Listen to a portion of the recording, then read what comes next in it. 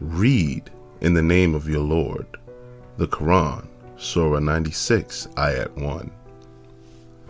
The Quran exhorts believers to strive for the cause of Allah as it behooves you to strive for it. Surah 6, Ayat 78.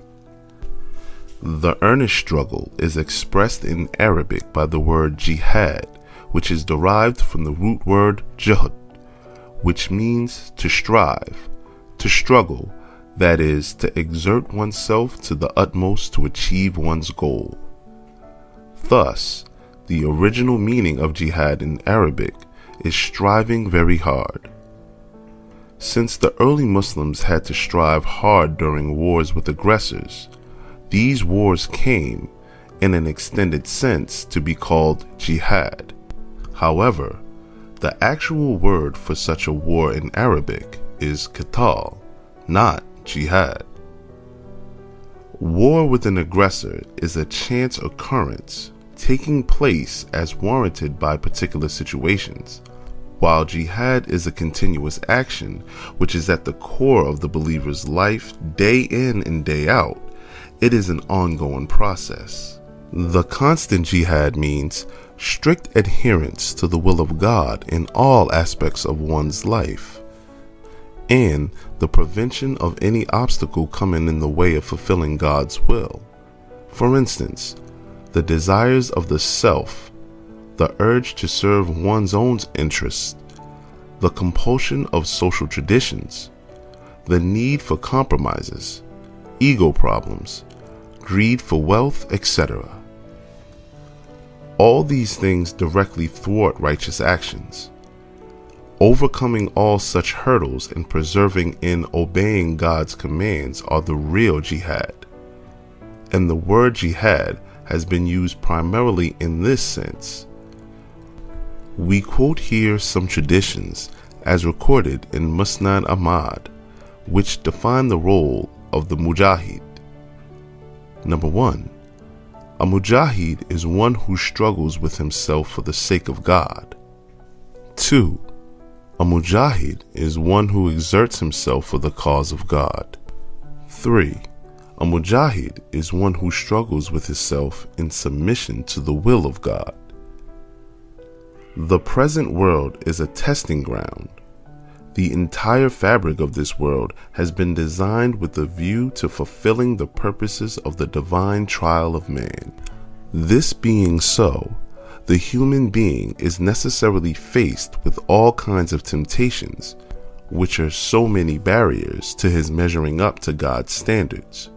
For instance, when a matter of truth comes before him and he fails to acknowledge it for fear of losing his status, when he has someone's wealth or property in his possession and he hesitates about restoring it to the true owner, when he resents having to place curbs on himself in order to lead a life of modesty as desired by God, when he feels that suppressing his anger and vengefulness in order to be patient amounts to his own negation, when he fails to speak words of truth and stand up for justice for fear of losing his popularity, when he is loath to renounce comforts and convenience, etc., in order to be of a principled character instead of a selfish character.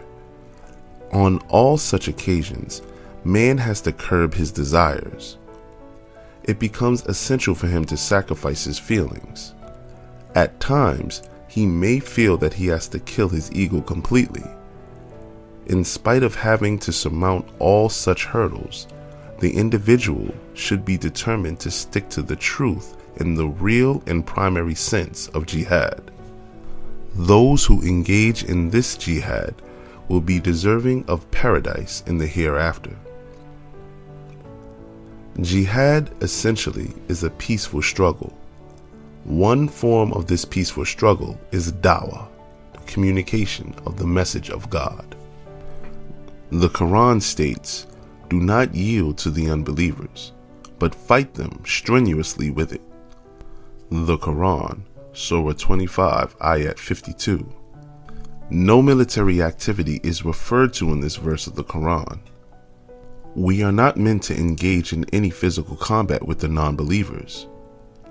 What this verse actually means is that we must engage ourselves in Dawah activities through the teachings of the Quran, that is, striving ourselves to the utmost on an ideological plane while sifting truth from falsehood. Even in the face of a military challenge from the enemy, all efforts will be made to counter aggression by peaceful methods.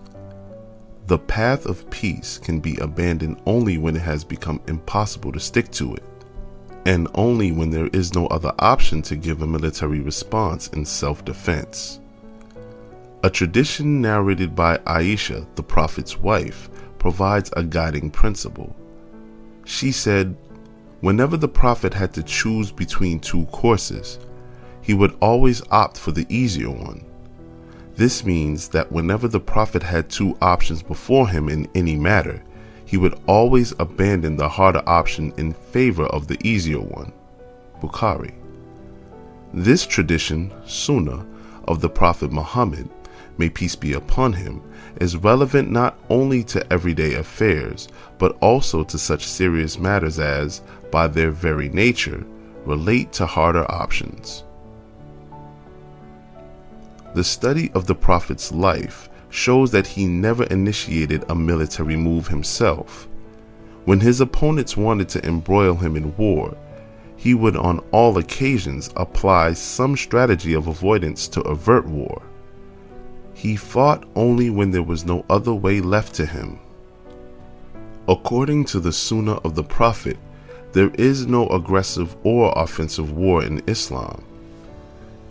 Islam only allows a defensive war, and that too only when there is no other option.